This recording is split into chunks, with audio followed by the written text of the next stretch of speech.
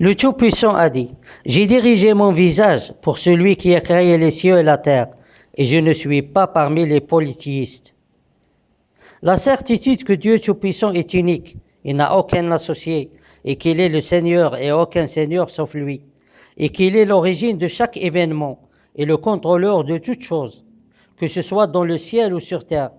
C'est le résultat cherché, et il doit être la préoccupation des cœurs et des esprits des gens, pour qu'ils ne soient pas des mécréants ou qu'ils tombent dans le piège du polythéisme pour suivre le diable. Et ainsi, ils méritent le châtiment ou un destin d'enfer. Et cette certitude ne vient pas des endroits qui se trouvent sur terre, et non plus de ce qu'on voit dans le ciel. Mais il est plutôt nécessaire de combiner entre ce qui est sur terre et ce qui est fabriqué ou en train de se fabriquer dans le ciel. C'est-à-dire qu'il est nécessaire de suivre les honorables messagers de Dieu et de voir le message de leur Seigneur, puis voir ce qui se trouve dans le ciel. C'est ainsi qu'une certitude apparaît et que le polythéisme disparaît. De nombreuses personnes ordinaires ont suivi des endroits sur terre et ont entendu les paroles des gens des différentes religions et qui ne sont que des serviteurs de leurs dirigeants et de leurs poches. Et ainsi, ces gens sont restés dans leur ignorance, vivant comme les infidèles qui ne croient pas à l'existence du paradis et de l'enfer. En tout cas, Dieu Tout-Puissant pardonne à ceux qu'il veut.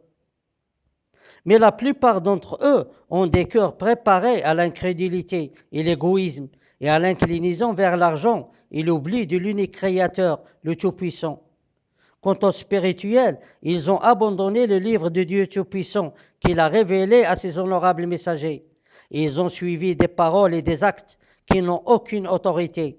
Et ils sont ainsi entrés dans leur monde spirituel pour prendre les morts non-croyants comme des guides. Et même ils ont fait d'eux des associés de Dieu Tout-Puissant dans sa création. Ces gens méritent un châtiment douloureux et leur destin est l'enfer. Quant aux scientifiques de la NASA, un livre leur est venu dans le ciel où ils voient des choses. Et aussi Dieu leur a envoyé ses honorables messagers pour les informer des messages de leur Seigneur et les avertir du polythéisme. Mais ils ont préféré utiliser ce qu'ils voient dans le ciel pour leur intérêt personnel. Alors ils sont tombés dans le polythéisme.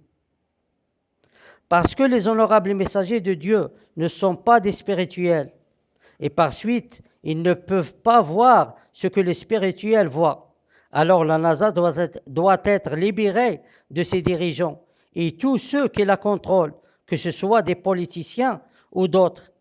Bien sûr, de ceux qui ont fait des associés à Dieu Tout-Puissant et empêchent les gens de connaître la vérité.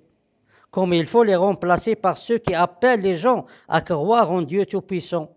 À ce moment, les gens pourront eux aussi voir, que ce soit sur place ou à distance, loin du polythéisme, et ceci en revenant toujours au message de Dieu Tout-Puissant.